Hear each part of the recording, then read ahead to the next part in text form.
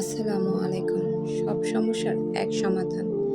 একবার হাসান বাসরি রাদিয়াল্লাহু তাআলা আনহু বসা ছিলেন। একজন লোক এসে বললেন, জনাব, আমি জীবনে অনেক গুনাহ করেছি। কিভাবে আমার জীবনের সব গুনাহ মাফ করাতে পারবো? তিনি বললেন, যাও এবং ইস্তেগফার করো, আল্লাহর নিকট ক্ষমা প্রার্থনা করো। কিছু সময় পর অপর এক লোক এসে বলল, অনেকদিন ধরে বৃষ্টি হচ্ছে না, এমন কোনো আমল বলে দিন যা করলে আল্লাহ বৃষ্টি দিবেন। তিনি বললেন, যাও এবং ইস্তেগফার করো। আরেকজন লোক এসে বলল, আমি ঋণে জর্জরিত, আমি কাজ করছি, আপনি আল্লাহর কাছে দোয়া করুন যেন তিনি আমাকে সম্পদ দান করেন এবং আমি ঋণমুক্ত হতে পারি।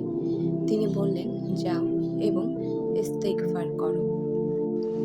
কিছু সময় পর আরেকজন লোক এসে বলল, আমি চাই আল্লাহ যেন আমাকে সন্তান দান করেন, আপনি দোয়া করুন। তিনি বললেন, যাও এবং ইস্তেগফার করো। অপর একজন লোক এসে বলল, আমার একটি বাগান আছে, আপনি দোয়া করুন যেন আমার বাগানে আল্লাহ ফল বেশি করে দেন। তিনি বললেন, যাও এবং ইস্তেগফার করো। হাসান বাসরি রাদিয়াল্লাহু তাআলা আনহুর এক ছাত্র পাশে বসা ছিল। কেন সবাইকে হযরত বিভিন্ন সমস্যার জন্য একই সমাধান বলছেন? ছাত্রটি হাসান বাসরিকে জিজ্ঞাসা করল, কেন আপনি সকল সমস্যার একটাই সমাধান দিচ্ছেন?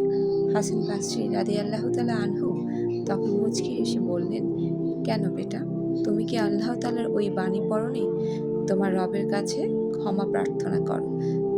তৎপর বলেছি, তোমরা তোমাদের পালনকর্তার নিকট ক্ষমা প্রার্থনা করো, তিনি অত্যন্ত ক্ষমাশীল। তিনি তোমাদের ওপর অজস্র বৃষ্টিধারা বর্ষণ করবেন। তোমাদের ধন সম্পদ ও সন্তানাদি বাড়িয়ে দিবেন।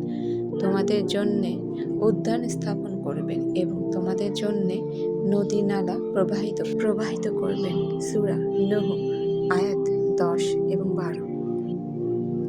মুসলিম আন্দালুসের স্পেনের সুপ্রসিদ্ধ মুসাফির ইমাম কুরতুবী রাহিমাহুল্লাহ তার তাফসীর আল জামিলি আহ কামিল কুরআনে এই উক্ত ঘটনাটি বর্ণনা করেছেন। হাফিজ ইবনু তাইমিয়্যা রাদিয়াল্লাহু তাআলা আনহু বলেন, ইস্তেগফার, আল্লাহর কাছে ক্ষমা প্রার্থনা করা, হলো সবচেয়ে বড় নেক কাজগুলোর মধ্যে অন্যতম। এর ব্যাপ্তি এত বেশি যে যখনই কেউ নিজের ইবাদত কথা ও কাজে ত্রুটি পায়, অথবা তার রিজিকের স্বল্পতা পায়, কিংবা তার হৃদয় থাকে প্রশান্ত, তার উচিত তৎক্ষণাৎ ইস্তেগফারকে নিজের জীবনের সাথে জড়িয়ে নেওয়া। দৈনন্দিন জীবনে আমরা কাজের ফাঁকে ফাঁকে ইস্তেগফার করব এবং যখনই সময় পাবো নিরিবিলি বসে নির্জনে বসে ইস্তেগফার করব। আল্লাহ তাআলা আমাদের সকলকে এই আমল করার তৌফিক দান করুন, আমিন। আল্লাহ তাআলা আপনি আমাদেরকে এই আমল করার তৌফিক দান করুন, ইস্তেগফার করার তৌফিক দান করুন, আর এই ইস্তেগফারের মাধ্যমে আমাদের সকল সমস্যার সমাধান করে দিন। আমাদের সকল তওবা আপনি কবুল করেন, আমিন সুম্মা আমিন।